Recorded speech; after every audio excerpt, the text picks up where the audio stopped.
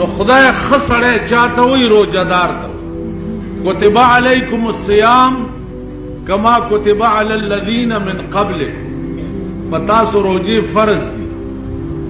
او داسې فرض دي لکه څنګه چې تاسو نه مخکې خلقو باندې فرض شوي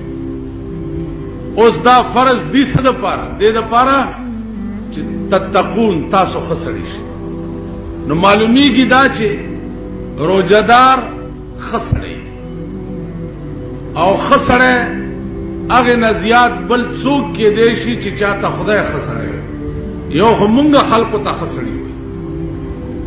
نو دې زمانه کې به په دې اعتبار نه کوي چې مونږ چاته ښه سړی وي که مولیان ورته ښه سړی وویم چې اعتبار پې وي که مولیانو چاله پټکی ور په سر کو یا ورته صاحب څه صفتونه مفتونه او که منه ما هغه به څه غرض دپاره د مولا په صفت هم څوک ښه سړی کېږي نه او سړی په رنګ نه سړی کېږي سړی هغه دی چې خوی د سړو هغه علما لاړه خاورو لاندې شو چې بادشاهان به ورته پیښ شو بادشاهان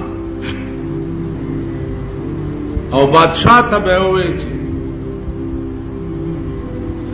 تا روژه خوړلې ده هغه به اوسه سزا مې څه ده ورته علیک ان تصوم شهرین متتابعین دوه میاشتې به پرله پسې روژې نیسي تا روژه څنګه وکړه بادشاہ ته ووایي نن زه والله که خان ته وویلی شم سرمایهدار او مالدار ته والله که وویلی شم مور مړی پلار مړی پړي والا ګاډي والا دغو ته به ووایم چې موزره کافره بېدینه خنزیره روژه دې وخوړه او چې د اصلي خنزیران دي دوی ته خدای راستی کوو اصلي خنزیر خو هغه څوک دی چې په ایر کنډیشن کې پروت یو روژې خوري د دنیا نعمتونو کې بخت پروت یو روژې خوري نه تګلی او ابتاباد او مری کې پروت یو روژې خوري اصلي پلید خدا خلق دی د پړي مزدور دی او صاحب جبه بار راوتې ده او به اوس کلی ناله کافر دی غریب والا کافر کوه چې ورسره غټ سنډا هم کافر کولی چې غټ کافر ته کافر نه شي ویلی غریب ته کافر مه وایه لاړه هغه علما هم لاړه هغه خلق هم لاړه روزانه تاسو ګورئ دا مونږ د چا صفتونه دا مونږ چا ته لګیا یو چا پسې یو چا پسې روان یو یو خبره مې تاسو ته کړې وه یو سړی مړو ملا په قبر ولاړ وې دا مړی مونځ او داسې بالکل نه کولو خو چې ګوپیان به وکړه ډومبې ګوپي به ماله راوړو امید دی چې خدای به بخلي نو مونږ خو هغه د شیعګانو کې یو ټولی دی میا مرید ورته میا مرید په شیعو کې هغه فرقه ده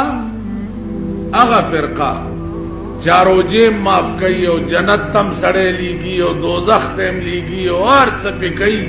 دا میا مرید سړی د کوټې نه راوغورځېد وای های